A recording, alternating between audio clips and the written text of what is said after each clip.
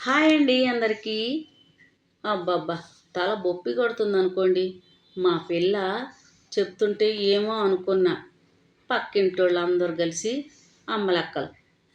ఏంటమ్మాయి మీ ఆయన ఒక్కడే చేస్తున్నాడా ఉద్యోగం? జీతం సరిపోయిద్దా? నువ్వు కూడా చదువుకున్నావంటగా. ఏదో ఒకటి చెయ్యొచ్చుగా. ఏదోలేమ్మా 7 నీళ్ళకి చన్నీళ్ళు అన్నట్టు పెద్దవాళ్ళం చెబుతున్నాం. మా ఇంట్లో చూడు ఎంచక్కా నా కొడుకు కోడలు ఉద్యోగం చేస్తున్నారు. మేమంతా కడుపులో చల్ల కదలకుండా తింటున్నామంటే ఈ వయసులో 4 రాళ్ళు వెనకేసుకుంటేనేగా ఈరోజు తింటున్నాము అని చెప్తున్నారంట. అయినా వాళ్లకు తెలియక అంటున్నారంట. ఈ అమ్మలక్కలకి ఏమి తోచదట్టుంది. ఆ ఇంట్లో ఏం జరుగుతుందా, ఈ ఇంట్లో ఏం జరుగుతుందా అని ఊసులాడుకోవటమే వీళ్ళ పని. అయినా మా ఇళ్ళల్లో ఒక సమస్య అయితే ఇంకొకళ్ళ ఇళ్ళల్లో ఇంకో సమస్య ఉంటుంది. వీళ్ళేమైనా ఆర్చేవాళ్ళ, తీర్చేవాళ్ళ? ఇప్పటికీ నా కూతురు చెప్తుంది, చెప్తా వెళ్తా మా పిల్ల ఊరు వెళ్ళి అప్పుడు చెప్తా ఈ అమ్మలక్కల సంగతి అంతా. అమ్మా, జనాల్ని ప్రశాంతంగా బ్రతకనియ్యరే.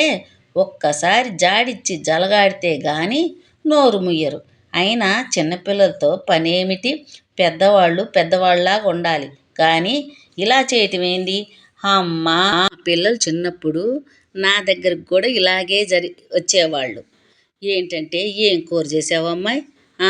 మేమే పచ్చడి చేసామమ్మాయి. నువ్వు పప్పు చేసావట్టుంది, కొంచెం వేయవా అని చెప్పి పక్కింటి వాళ్ళ గురించి వీళ్ళ గురించి నాకు చెప్పి మళ్ళీ అక్కడికి వెళ్ళాక ఇంటికి వెళ్ళాక వాళ్ళు వచ్చారనుకో, ఇట్టాగన్నది ఆ పిల్ల, ఎట్టాగన్నది ఆ పిల్ల అని చెప్పే పనిలోనే ఉంటారు. ఈ అమ్మ లక్కలకి పని బాటే ఉండదు. నాకు ఇవన్నీ అప్పట్లో గుర్తుకొస్తున్నాయండి మా పిల్ల చెప్తుంటే. ఓయమ్మ ఇట్టగా ఉంటాయా అని. సమయం 7 అయింది.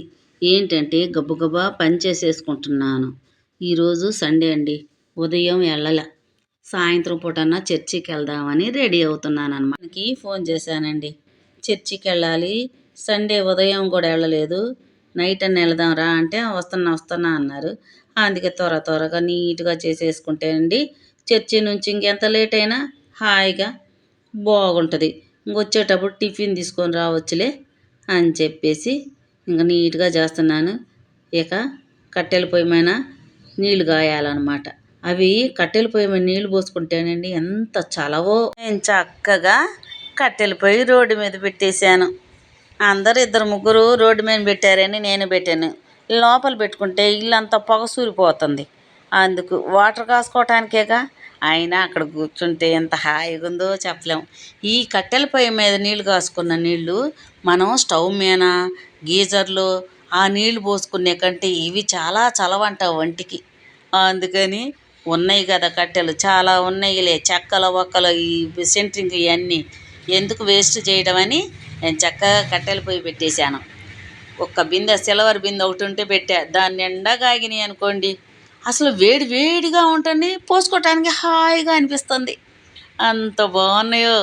అంటే మేము చిన్నపిల్లలప్పుడు పోసుకున్నాం, మాకు అంతగా దీని విలువ ఏంటో తెలియలా. అందుకని ఇప్పుడు తెలుస్తుంది. అసలు గ్యాస్ మీద పెట్టుకున్నా కానీ నాకేందో లాగుంటుంది.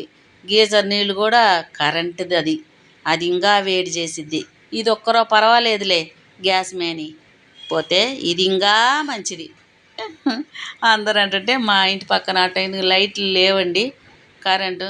నేనైతే చక్కగా కనపడకుండా కూర్చున్నాను. బాగుంది. పగలైన పెడతాను అనుకోండి. ఇప్పుడైతే హాయిగా ఉంది. ఆయన ఇటు పక్కన కూర్చొని ఉన్నారు, ఇంకా చూస్తున్నారు అనమాట. అది ఆ బుక్కు రితిక అన్న అమ్మాయి చిన్న పాప, ఆంటీ పొయ్యిలో పెట్టుకోండి అని చెప్పని అయిపోయిందంట నోట్సు, తీసుకొచ్చి ఇచ్చింది. వాటితోనే పొయ్యి రగల్చిన. ఎంత బాగుందో. పని అంతా అయిపోయింది. ఇక స్నానాలు గీనాలు అయిపోయాక ఇక చర్చికి వెళ్ళిపోవడమే. 7:30-8 స్టార్ట్ అవుతుందండి. 9:30 కల్లా అయిపోయిద్ది. ఇంటికి వచ్చి చేసేదేం లేదు కదా, హాయిగా వెళ్ళొచ్చని ఇదిగో కూర్చున్నా.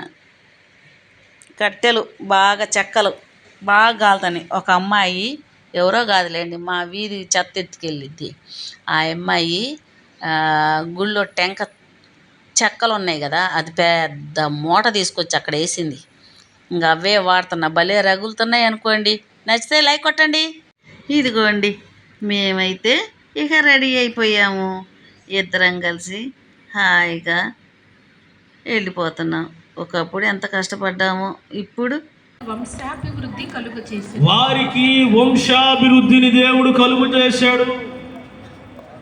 మంతరసానులు, ఐగుప్తు దేశంలో ఉన్న మంతరసానులు దేవునికి భయపడ్డారు. వాళ్ళు చెప్పారు, ఇదిగో మా పిల్లడు పుట్టాడా, గొంతు బిసికి చంపి నీళ్ళల్లో పడేయండి, చంపేసి పడేయండి, చెత్తకుప్పలో పడేయండి. వాళ్ళు దేవునికి భయపడే వాళ్ళు పిల్లల పొరపాటున, అందుకే వారు దేవునికి భయపడ్డారు.